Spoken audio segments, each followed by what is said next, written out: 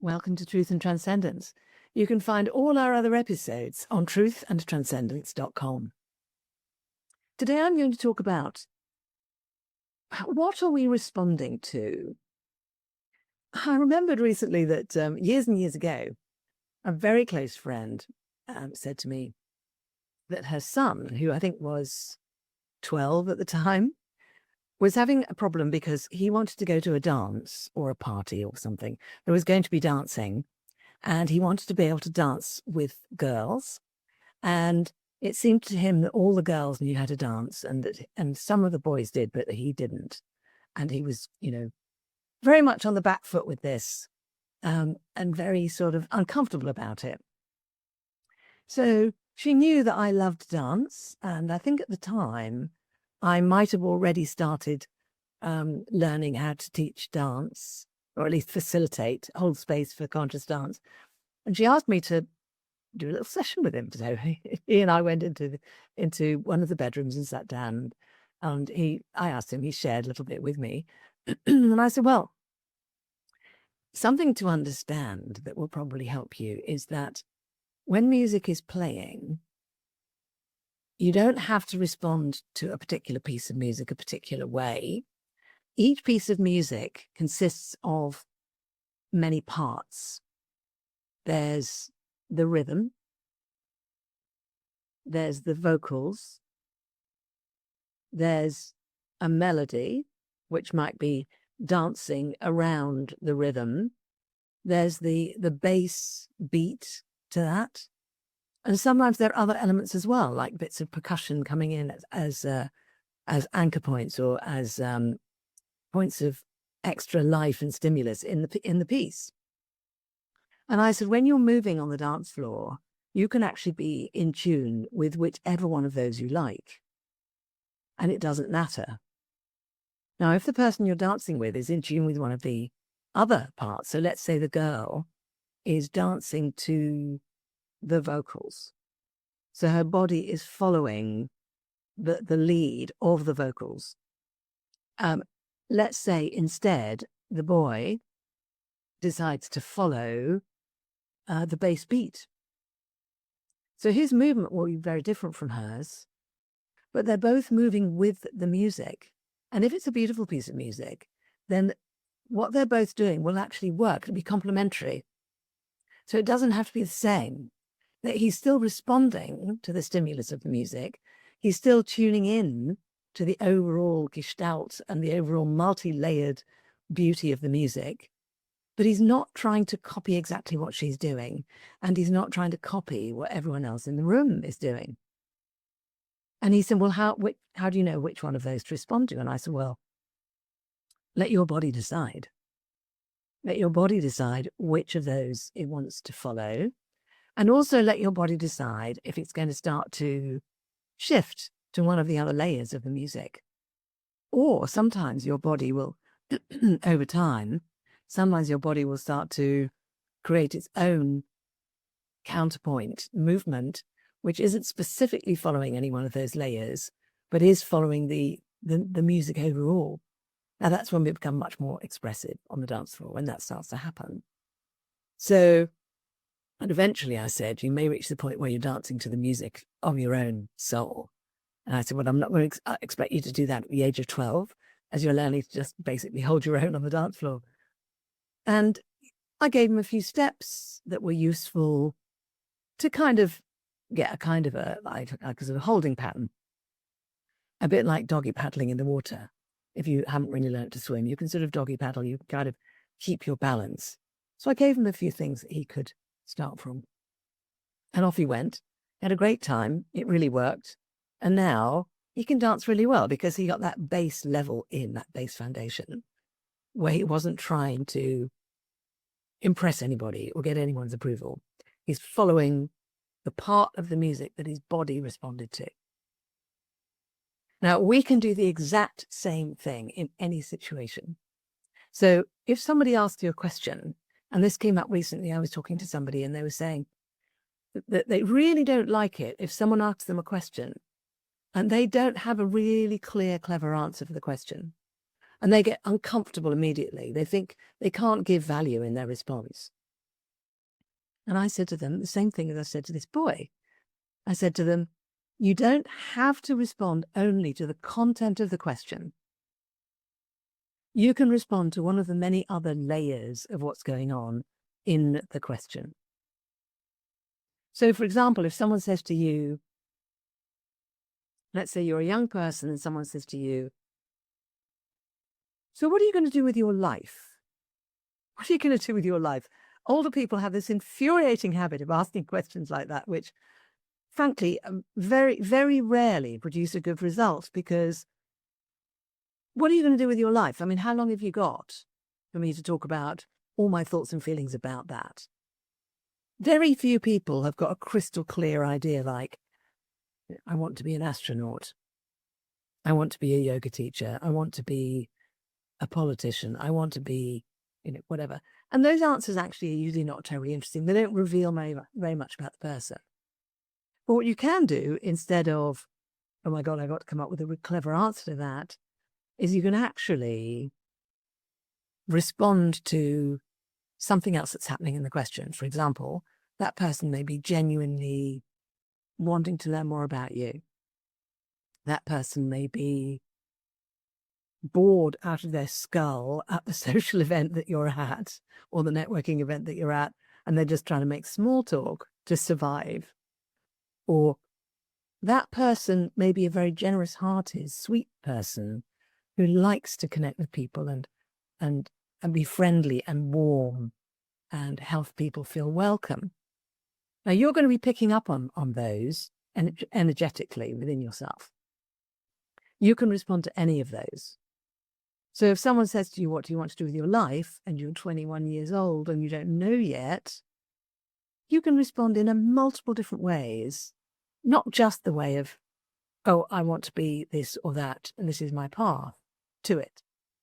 Instead, you can respond by saying, it's really nice of you to ask. I've been reflecting on that, actually. And, at the moment, I really enjoy this, that, and the other. And I'm reading this amazing book. Really? What's that about? Well, it's about this, and this is why I find it fascinating. And you're in a conversation. You're out of the predictable tennis match, boring, not very interesting, not very revealing, content-led conversation. And the same applies in all kinds of situations. We can respond to whichever layer of what's happening in our area, in our situation, in our experience. We can respond to whichever aspect of it we wish to. So we hear something on the news. We can respond to the content of that. We can respond to the energy of it. We can respond to the emotion of it. We can respond to the underlying cultural currents that we're picking up through it. We can respond to something specific someone said. We can respond to how the person or the interviewer or the presenter seems to be manifesting and energetically when they're talking about it. There are many things we can respond to, and there are many aspects of us that are doing the responding. And we can choose which of those we focus on, which of those we actually feed energy into. I had an example, and a lot of my friends had a similar parallel example to this during the time of the COVID regime. There were a lot of people having a lot of conversations about what was going on and what ought to go on and who agreed with what and who disagreed with what and who was angry and who was frightened and who was this and who was that. And I chose to focus on what I call emotional undercurrents and energetic undercurrents.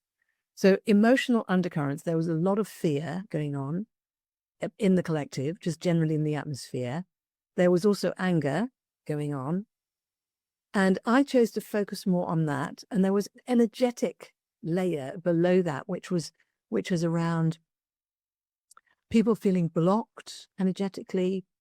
And then later on, people feeling some energetic liberation as people started doing their own research. People started thinking for themselves around the whole thing. People started exploring, what do they actually want to do? What do they feel was right? Could they follow that?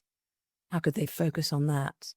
So there were all sorts of shifts that happened throughout. And I focused on those more intangible aspects and put my attention on those, and I put my energy in those directions.